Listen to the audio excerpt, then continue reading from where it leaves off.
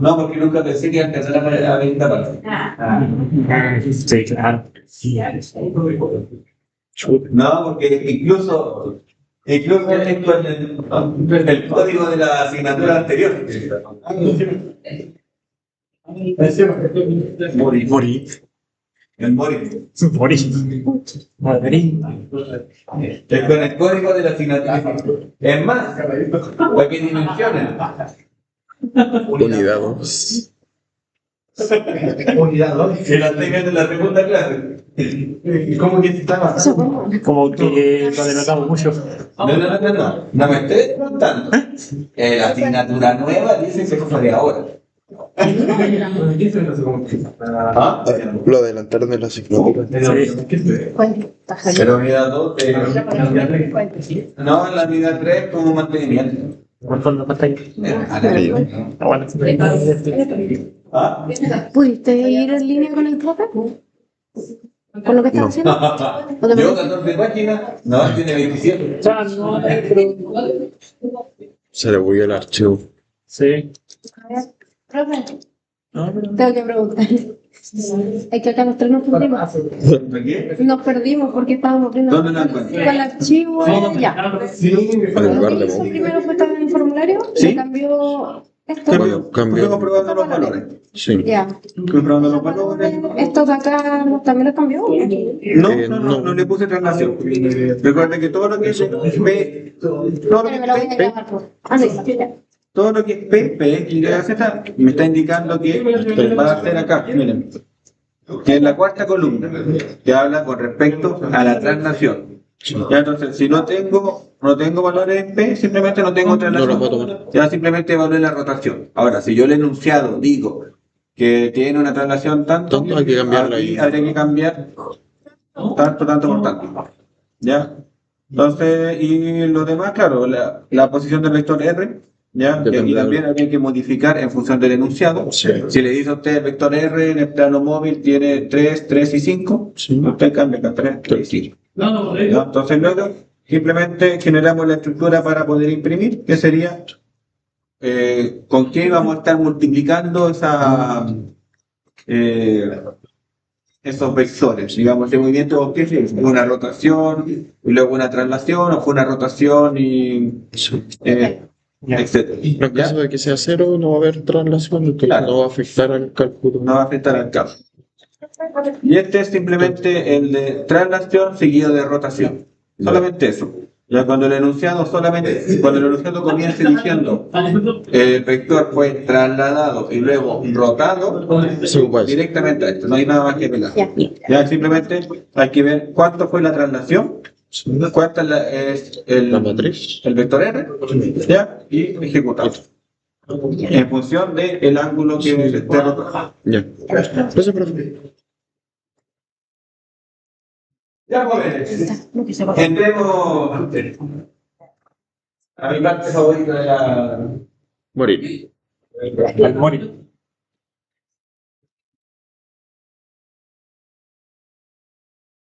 Bueno, esta es la parte favorita Del profe. desgarradora. Ya. Este es mi favorito sin final feliz. Ya nos vamos a llorar, vamos a sufrir, ya nos vamos a lamentar de haber elegido robótica. Yo estuve a punto. No era Yo me rendí, opcional. pero aquí sigo. No me hice la culpa a mí por sistema de control. No, pero no otra cosa. Fue Pancho. Este sistema de control que. Ya, pecador. Bueno, vamos a dar un pequeño tentempié. Muchas gracias. Vamos a dar un pequeño tentempié de lo que va a ser la representación de Denavit y Hampshire. ¿Ya? Este es el objetivo final. ¿Quiénes son? Claramente, vamos a ver quiénes son. Pero para poder llegar a ello, tenemos que hablar un poquito de robótica, de la robótica clásica, ya morfología robótica, tipo de articulaciones, espacio alcanzable, para poder llegar a abordar conceptos de cinemática también, cinemática directa, cinemática inversa, que fue algo que conversamos en la clase pasada, y los dejaré invitados a revisar un video, ¿ya?, que les dejé en el portal, y de ahí me imagino que van a surgir varias dudas y los va a llevar a buscar más información para que ya la próxima semana podamos ir desglosando esto un poquito más. ¿Ya? No es fácil, ya, tampoco es difícil, no es imposible, ¿ya? Pero no hay alguien que lo explique fácil. Ese es el problema. Y parece que esa es mi tarea. Explicarlo lo más fácil posible. Pero para iniciar, bueno, vamos a hablar primero de este concepto de morfología de un robot, ¿ya? Entiéndase por morfología de un robot como nada más que la descripción de los y tipos de componentes que conforman un robot manipulador, ¿ya? ¿De qué está compuesto un robot? Básicamente está compuesto por dos elementos clásicos, por eslabones y articulaciones. Bajo ese concepto, un robot es bastante sencillo. Ya no es más que ir juntando articulaciones con eslabones y así vamos generando una estructura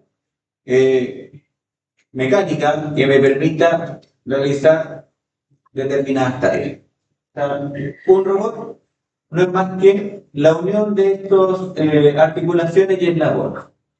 Entiéndase como eslabón, ya aquella superficie rígida que es capaz de unir a dos articulaciones.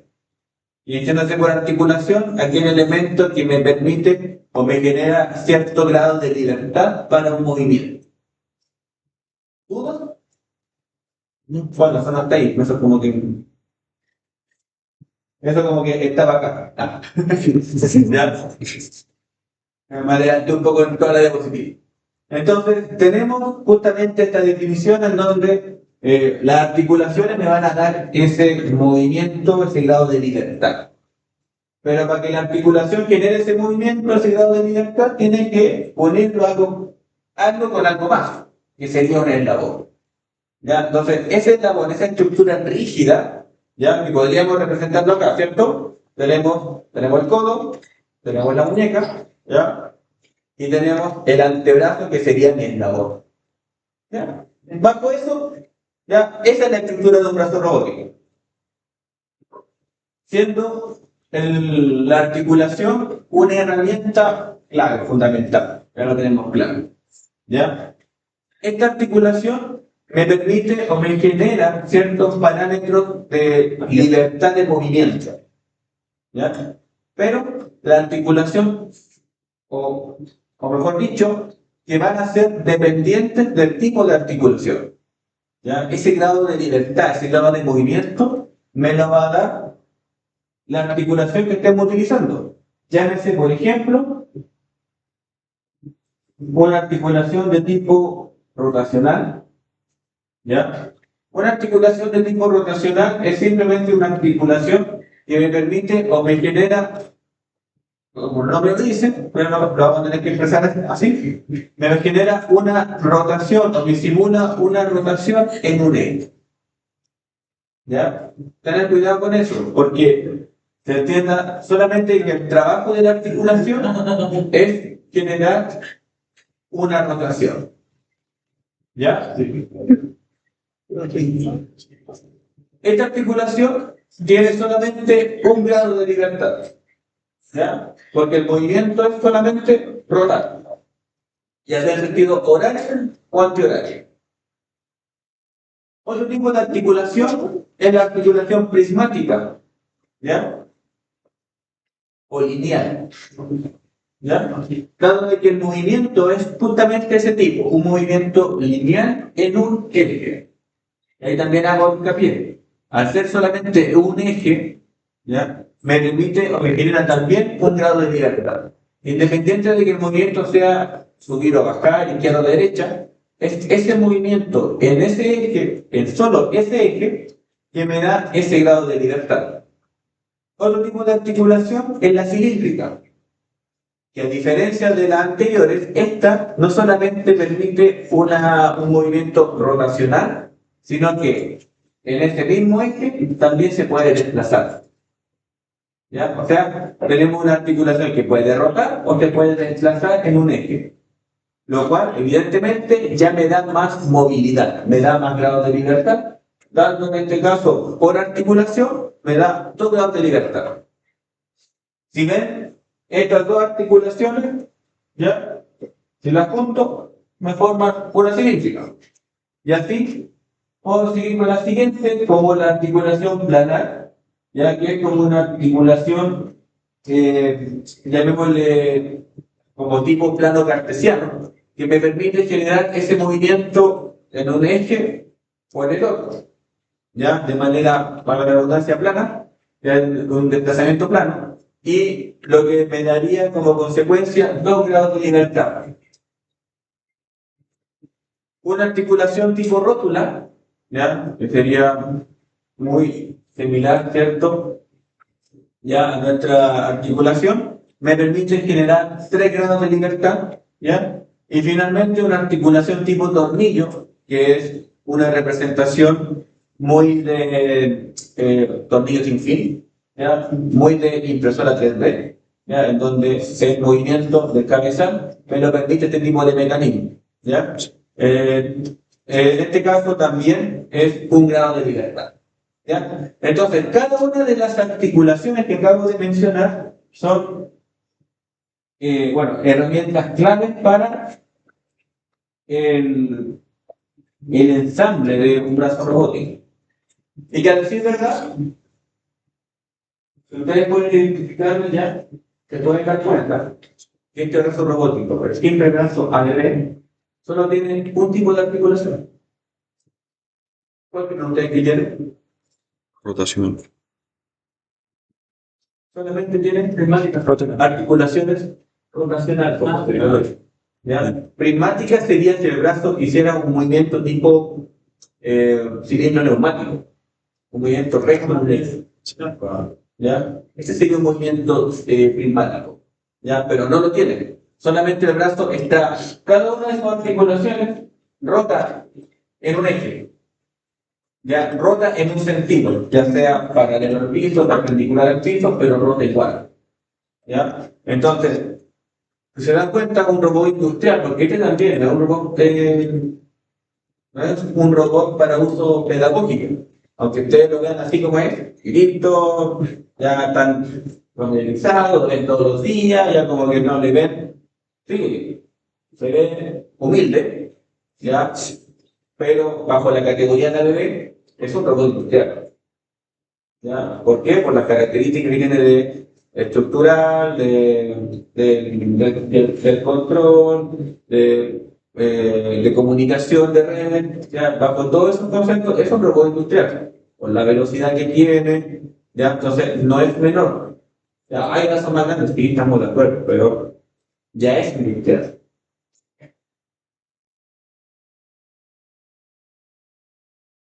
Justamente, ¿cuántas articulaciones creen?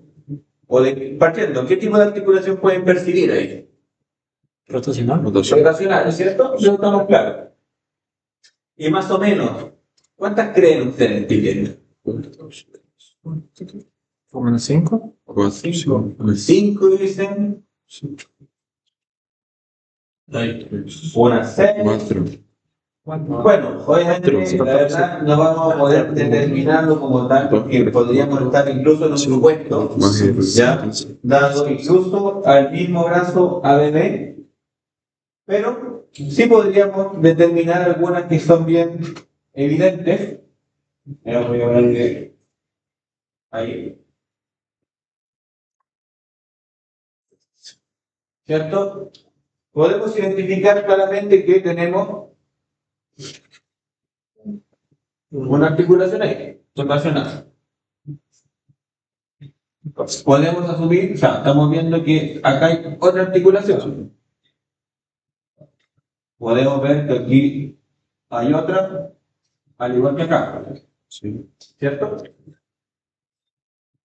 Y ya podríamos teorizar, porque no se nota muy bien, pero si vemos o conocemos el brazo BD, podríamos suponer que acá debería haber otra articulación. Sí. Ah, ya lo quiere. Y Y otro, cualquier. acá debería haber otra articulación. Entonces, hay un supuesto. ¿Ya? Hay un supuesto que dentro de 1, 2, 3, 4, 5 a 6 articulaciones debería ser medianamente correcto. ¿Ya?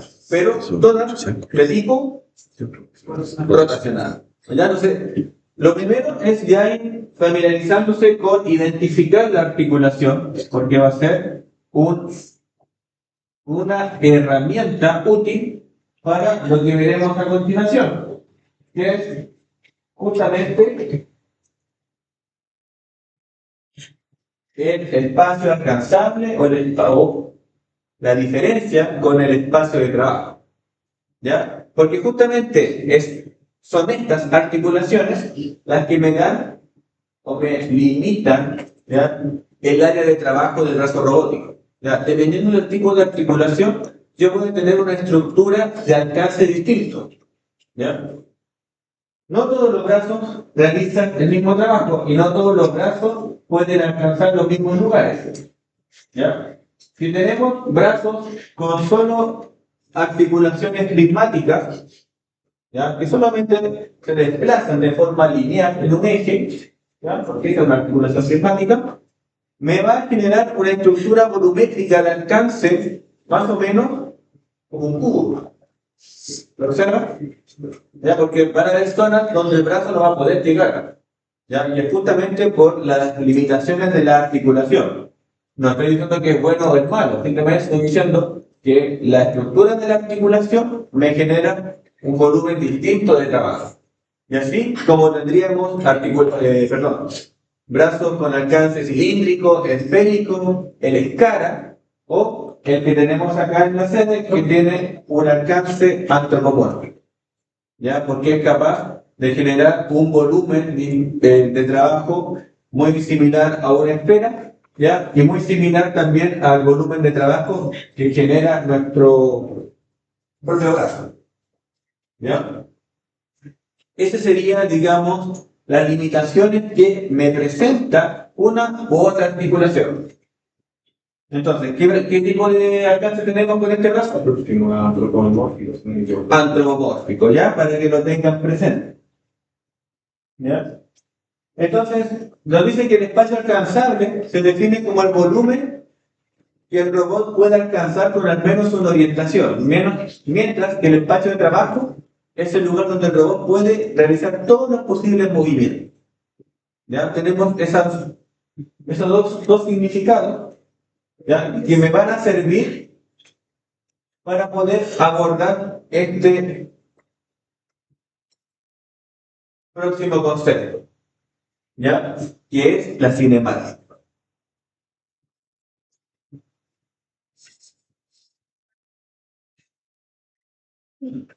No me canso, ¿verdad? Y me estoy, ya tengo esta clase en la noche también. Vamos con todo.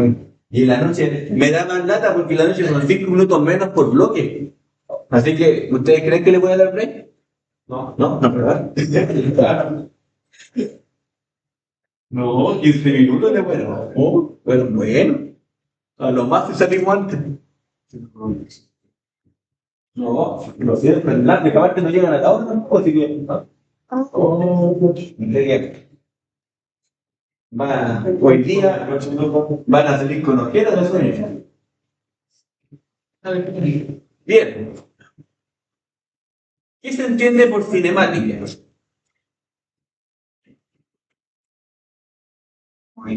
El movimiento, ¿cierto? El estudio del movimiento de un cuerpo. El estudio del movimiento de un brazo robótico, llamémoslo así.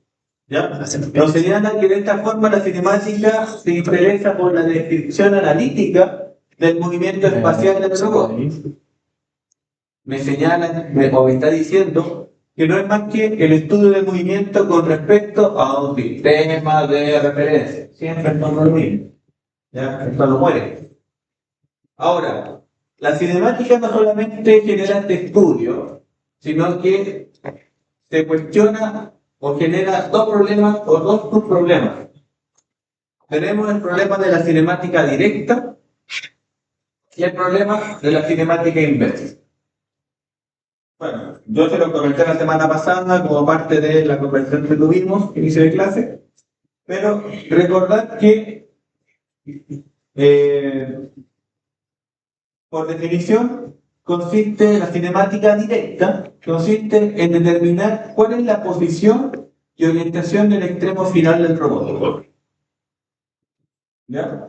¿Bajo qué? Va con respecto a un sistema de coordenadas que se tomó como referencia. Dicho de otra manera. ¿Ya? Me están diciendo. Aquí vamos a usar estos perros. ¿Dónde está el brazo, la pinza, en el eslabón final? ¿Dónde está el eslabón final? Dada la orientación y posición de cada una de las articulaciones. Si cada una de estas se movió, porque se pueden mover, ¿cierto? El eslabón final, o sea, esto, tiene o ha adoptado una nueva posición. ¿Dónde está? Esta es la cinemática directa. La pregunta a resolver siempre es dónde se encuentra orientado el eslabón final del brazo. Con respecto a la sumatoria de posiciones que tienen con las articulaciones. ¿Ya? Por ejemplo, ¿dónde estaría el vector R con respecto a la base? A la base sería ya la base del brazo. ¿Ya? Ahora, esta es cinemática directa. La cinemática inversa, chicos, no es más que decir, yo tengo un punto en el espacio. ¿Dónde está la base? ¿Dónde o cómo puede llegar el brazo? ¿Cuáles son las posibles combinaciones mecánicas del brazo para un determinado punto en el espacio? Porque usted bien puede ver que a este mismo punto el brazo puede llegar así o podría llegar así. ¿Cierto? Entonces, ese estudio mecánico se llama cinemática inversa.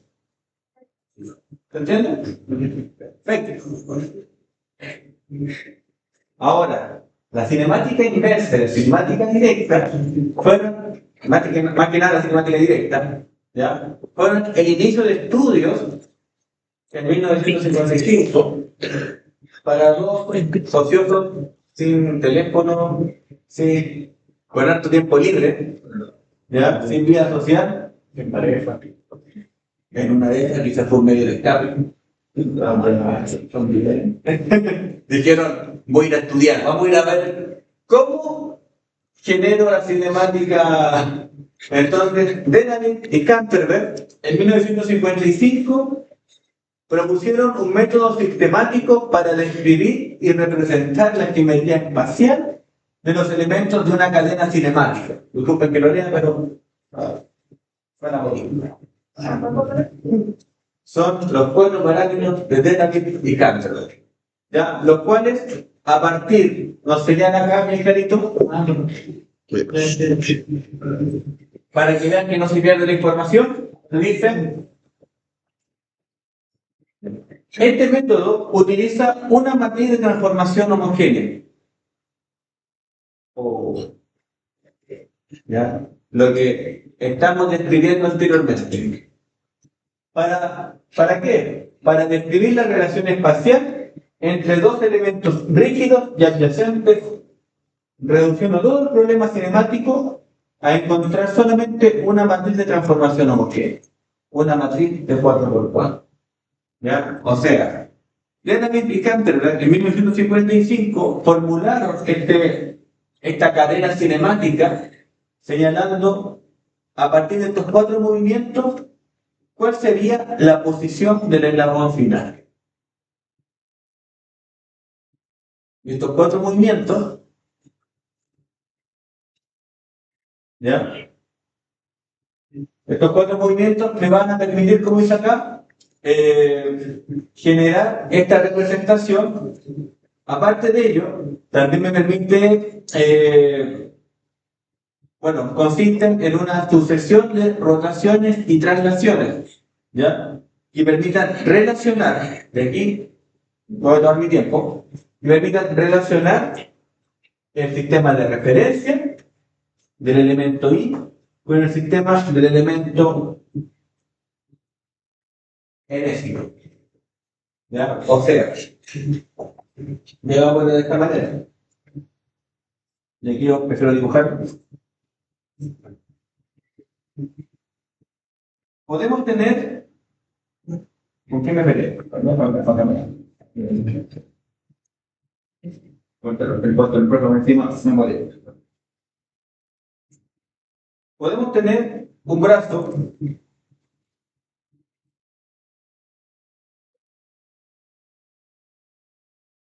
una articulación tipo rotacional. ¿Ya sigue?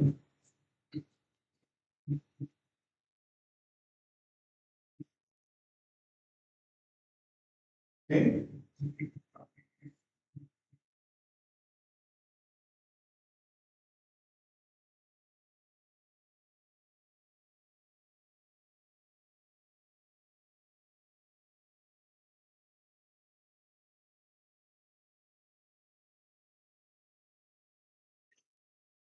Tenemos que evidenciar varias cosas ahí.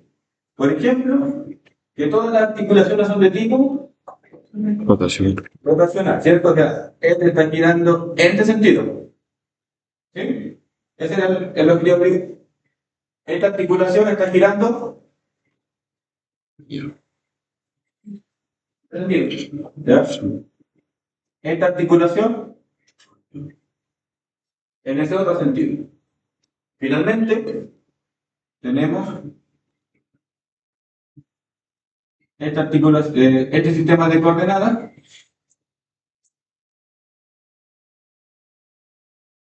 Supuesto, que la puede tener ahora. Sería la base. ¿Ya? En donde, ¿qué me permite la representación de Dennavik y Hunter? Me permite relacionar, generar esta sucesión de movimientos a partir de rotaciones y traslaciones del sistema, por ejemplo, el sistema I, vamos a ponerle ahí, I, con el sistema I-1, y en este. ¿Ya? Y así sucesivamente. O sea, dicho de otra manera, presta atención acá, dicho de otra manera, ¿cómo pasé de este sistema de coordenadas con una orientación, con un valor de X, Y y Z? ¿Cómo pasé de este sistema de coordenadas al siguiente? Y al siguiente, y al siguiente, para llegar al final.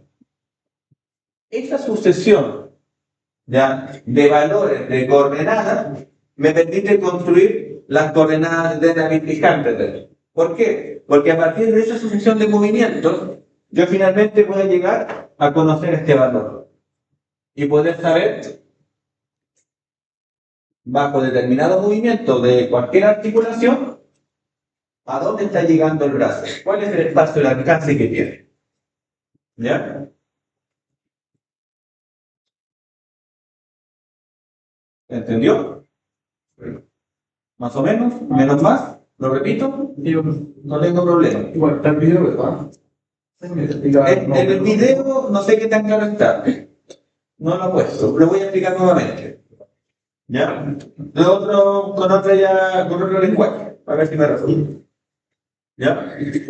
Entonces, bueno, los parámetros de Dennavik y Hunter simplemente me van a permitir saber cuál es la posición del eslabón final, cuál es la posición de la pinza. ¿Ya? Hagámoslo de esta forma. Vamos a hacerlo bien gráfico. Vamos, no puedo. Se va a romper. Siempre dentro.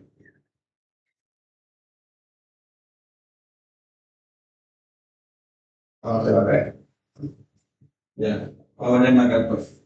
Me permite saber este dato. ¿Ya? Este es el objetivo final, no lo olvidemos. ¿Ya? ¿Cómo lo voy a saber? Lo voy a saber después de generar esa evolución, por así decirlo, esa trayectoria desde la base hasta el eslabón final de todas las coordenadas. ¿Por qué? Porque cada articulación tiene un sistema de coordenadas distinto. Cada articulación tiene una orientación distinta, como lo estamos viendo acá. Cada articulación está desplazada de una a la otra. Hay una traslación. Entonces, cada articulación de por sí tiene un sistema de coordenadas. Tenemos la base, la conocemos, pero de ella surge por el eslabón hacia otra articulación. Así que aparece otro sistema de coordenadas. Luego aparece otra articulación y aparece otro sistema de coordenadas. Entonces, esa sucesión de coordenadas que se va construyendo en el espacio me va a permitir finalmente, a partir de los parámetros de Dennavik y Hunterman, conocer cuál es la posición del eslabón final. ¿Y cómo lo voy a conocer? Simplemente a partir de esa sucesión de rotaciones y traslaciones que vamos a hacer. Ese es el objetivo final. Bajo ese modelo se plantean los parámetros de Dennavik y Hunter. ¿No es mejor? ¿Ya? Ahora, estos parámetros, como les dije, son 4 movimientos. ¿Cuáles son esos 4 movimientos? Son una rotación alrededor del eje Z, vamos a hacer así primero, una traslación a lo largo del eje Z, una traslación a lo largo del eje X, una rotación a lo largo del eje X. Con esos 4 movimientos, simplemente estoy diciendo con ello, perdón, que con esos 4 movimientos yo garantizo poder explicar cómo paso de esta articulación a la siguiente. Y así, a la siguiente, y así hasta el eslabón final. O sea, con estos 4 movimientos, yo digo, bien, paso de la base al codo, del codo al hombro, y así sucesivamente. Dado de que esto es un producto de matrices, la expresión es la siguiente. Ya lo vimos anteriormente, que recuerden que el problema de las matrices es que no va relacionado con la conmutatividad, así que tenemos que seguir este orden para poder expresarlo. Ahora, si hacemos todo esto para una articulación, más o menos el producto de matrices sería el siguiente. Lo repito. Ese producto de matrices es solamente para decir que pasé de una articulación a la otra. Se tiene que repetir por tantas articulaciones como tengo.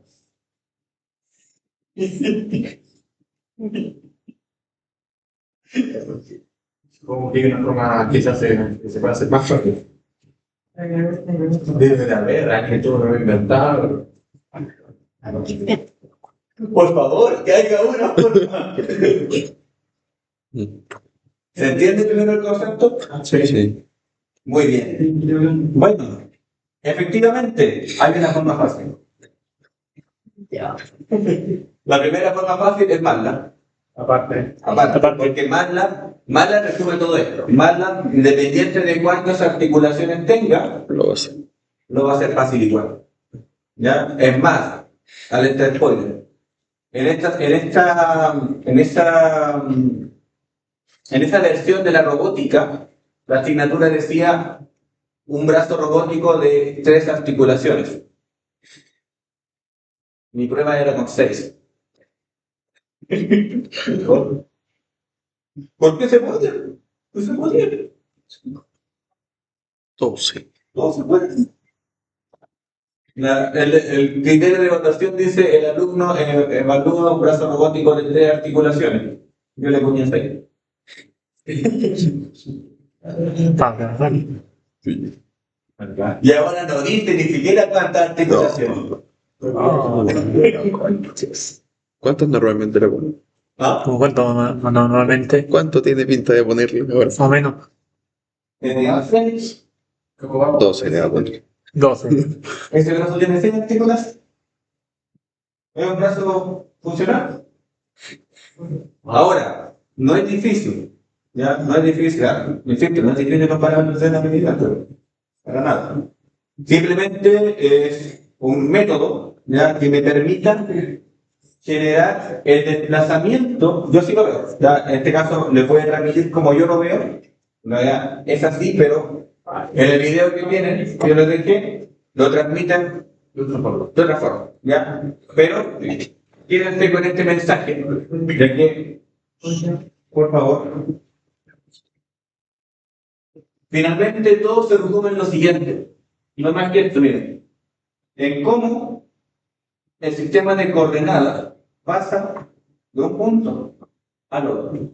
Es eso, relativamente sencillo, ¿ya? Y el cómo va a pasar de un punto al otro va a depender de si hay un desplazamiento en Z, si hay una rotación en Z, si hay un desplazamiento en X o si hay una rotación en X. Nada más que eso. En los videos te lo explican, pero muy técnico y le dan miles de vueltas. Yo se los dejé para que lo vean, para que entiendan que tampoco va a ser fácil, pero se va a poder llegar a eso. ¿Y cómo se llega? A través de esta tablita, en donde indicamos cuáles son las rotaciones y cuáles son los desplazamientos tanto en X como en Z. Simplemente rellenando esa tablita y colocamos tantas articulaciones como no, y Marlon lo hace solo.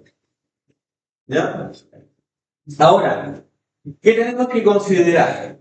Y aquí, afortunadamente, con ustedes terminé un poquito antes. Pues. Ahora, puedo respirar un poquito, porque ya me cansé.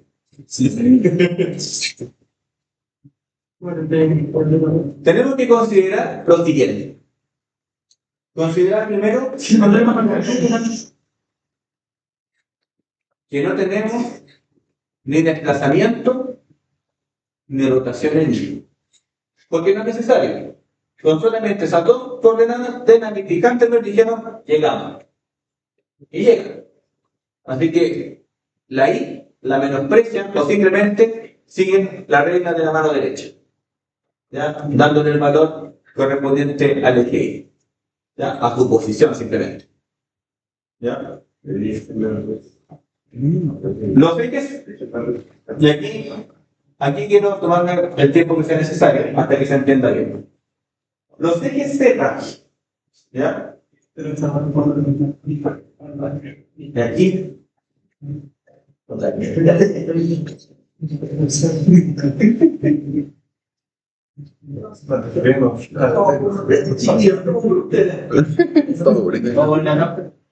Todo Chile. Ya. El futuro de Chile. Ya. Chilito. Los ejes Z, ¿Qué hago? ¿Qué me pasa a usted? y aquí insisto, me voy a tomar todo el tiempo que yo quiera. Los ejes Z coinciden con los ejes de acción de las articulaciones. Un texto muy sencillo, ¿ya? Pero que es el desarrollo de toda la tabla en sí. ¿Ya? ¿Por qué? Porque básicamente le estamos dando, perdón, un sentido de orientación a los ejes y a las articulaciones. Vale decir, ya no hay voz. Diamantes no llego. Vale decir, Se ve mejor el viernes. articulación, para que ven acá, la primera. ¿Cuál es? Bueno, primero, ¿de qué tipo es? Rotacional. ¿Cuál es el sentido del giro? ¿Cómo está rotando? ¿Está rotando así o está rotando así? En horizontal. La primera. Ya, está rotando horizontal, ¿cierto? En torno al eje que está girando, es siempre el eje Z. Y siempre digo, los ejes Z coinciden con el eje de acción de la articulación. O sea, en torno al eje que tiene que estar girando, es siempre al eje Z. Por ende, ¿cuál es la posición de Z? Z tiene esta orientación.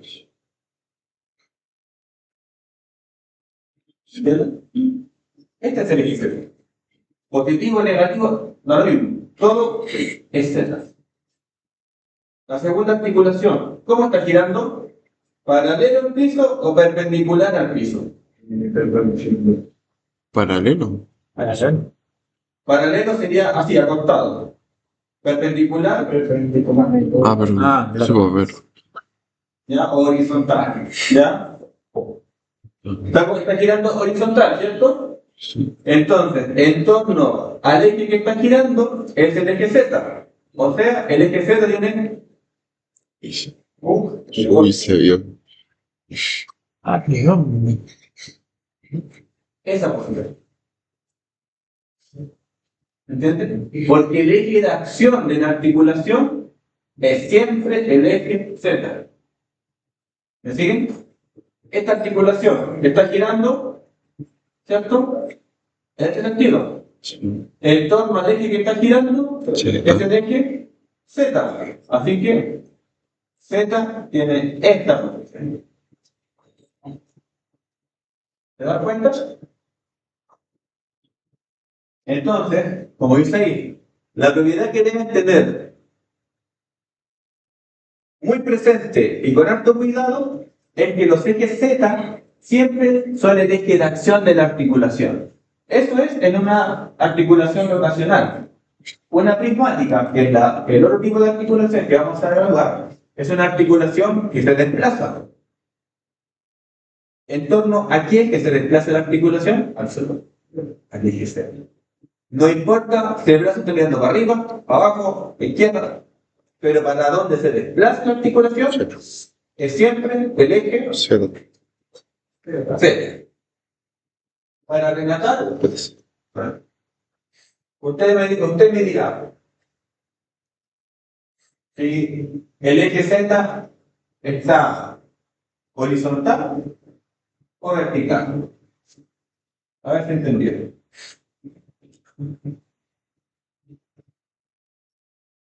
Horizontal. ¿Sí? El eje Z, el sentido de giro es este, ¿cierto? O sea, el eje Z, Vertical. ¿no? Ya. Está vertical, ¿cierto? Es el horizontal. Ese sí, ¿ya? Porque el brazo, la articulación está girando en este sentido. Izquierda o derecha, lo mismo. Está girando aquí. Por el eje Z cruza, o en este caso, horizontal. ¿Ya? Espérate. Sí, ¿no? Está. Ahí. ¿Sí? Horizontal. Horizontal. Espérate. No. Sí.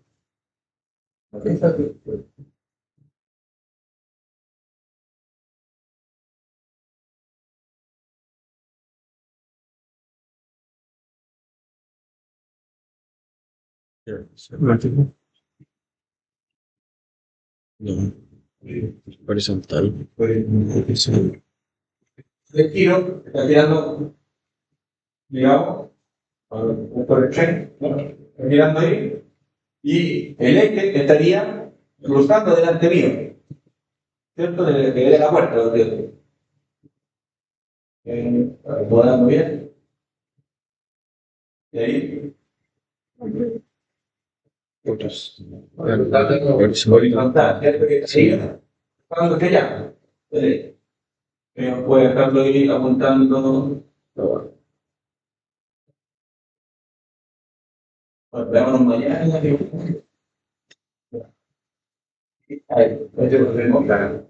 ¿Ya? Y ahí tendríamos un eje Z vertical. ¿Ya? Entonces, como pueden observar, tengo eje Z apuntando A todos lados. para dos lados.